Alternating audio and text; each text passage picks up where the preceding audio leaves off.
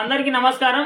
అన్నదాత scheme పథకానికి సంబంధించి మొదటి విడతకు సంబంధించి 5,000 రూపాయలు అనేది మీ యొక్క అకౌంట్ లో పడ్డాయో లేదో, ఏ అకౌంట్ లో పడ్డాయో తెలుసుకోవడానికి పేమెంట్ స్టేటస్ కి సంబంధించి లింక్ అనేది ఓపెన్ కావడం అనేది జరిగింది. ఈ రోజు మీకు ఈ వీడియోలో డబ్బులు అనేది పడ్డాయో లేదో, ఏ అకౌంట్ లో డబ్బులు పడ్డాయో మీకు డీటెయిల్ గా మీకు పేమెంట్ స్టేటస్ అనేది ఏ విధంగా తెలుసుకోవాలో ఈ వీడియోలో డీటెయిల్ గా అయితే మీకు చెప్తాను. వీడియోని లైక్ చేయకుండా తప్పకుండా వీడియోని లైక్ చేయండి.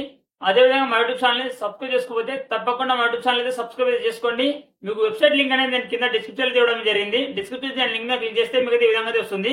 కెన్ యువర్ స్టేటస్ అని వచ్చి మీకు కింద ఆధార్ నెంబర్ అదేవిధంగా ఎంటర్ క్యాప్చర్ అని వస్తుంది. ఇక్కడ ఆధార్ నెంబర్ దగ్గర రైతుకు సంబంధించి ఆధార్ నెంబర్ అయితే ఎంటర్ చేయండి. అదేవిధంగా ఇక్కడ ఎంటర్ క్యాప్చర్ దగ్గర ఇక్కడ కింద కనిపిస్తున్న క్యాప్చర్ అనేది పైన అయితే ఎంటర్ చేయండి. ఈ విధంగా ఇక్కడ క్యాప్చర్ అదేవిధంగా ఆధార్ నెంబర్ అనేది ఎంటర్ చేసిన తర్వాత సర్చ్ మీద అయితే క్లిక్ చేయండి. ఈ విధంగా సర్చ్ మీద క్లిక్ చేసిన తర్వాత ఈ విధంగా లోడింగ్ అయితే అవుతుంది చూడండి. ఇక్కడ కింద మీకు రైతుకు సంబంధించి డీటెయిల్స్ ఆధార్ నెంబర్ దగ్గర ఆధార్ నెంబర్ అయితే ఉంటుంది. అదేవిధంగా నేమ్ దగ్గర నేమ్ అయితే ఉంటుంది. డిస్ట్రిక్ట్ దగ్గర డిస్ట్రిక్ట్ నేమ్ అయితే ఉంటుంది. ఇక్కడ మండల్ నేమ్ దగ్గర మండల్ నేమ్ అయితే ఉంటుంది. ఇక్కడ విలేజ్ నేమ్ అదేవిధంగా స్టేటస్ దగ్గర మీకు ఎలిజిబుల్ అని ఉంటుంది. అదే విధంగా ఇక్కడ రిమార్క్స్ దగ్గర ఈకేవైసీ కంప్లీట్ అని ఉంటుంది. ఇక్కడ పేమెంట్ స్టేటస్ దగ్గర పేమెంట్ సక్సెస్ఫుల్ అని చూపిస్తుంది చూడండి. పేమెంట్ సక్సెస్ఫుల్ అని చూపిస్తే డబ్బులు అనేది అకౌంట్ లో పడినట్టు. ఇక్కడ బ్యాంక్ డీటెయిల్స్ దగ్గర మీకు బ్యాంక్ డీటెయిల్స్ అయితే ఉంటాయి. అకౌంట్ నెంబర్ తో పాటు బ్యాంక్ నేమ్ అయితే ఉంటుంది. అదే ఇక్కడ అమౌంట్ దగ్గర మీకు అమౌంట్ అయితే ఉంటుంది చూడండి. 5,000 రూపాయలు అనేది అమౌంట్ అయితే ఉంది.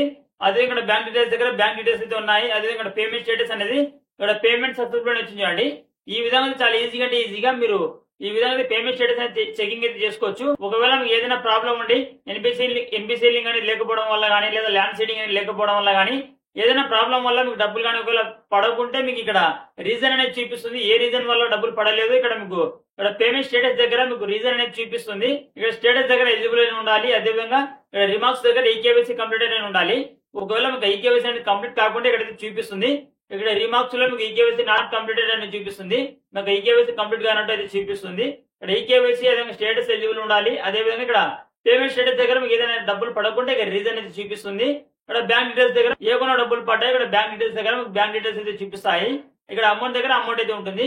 ఈ ఫ్రెండ్స్ ఈ విధంగా అయితే అన్నదాత స్కీమ్ పథకానికి సంబంధించి డబ్బులు అనేది పడ్డాయో లేదో, ఏ అకౌంట్ డబ్బులు పడ్డాయో ఈ విధంగా చాలా ఈజీగా పేమెంట్ స్టేటస్ అనేది చెకింగ్ అయితే చేసుకోవచ్చు. ఇది ఫ్రెండ్స్ వాళ్ళ వీడియో ఇష్టపడిన లైక్ చేయండి.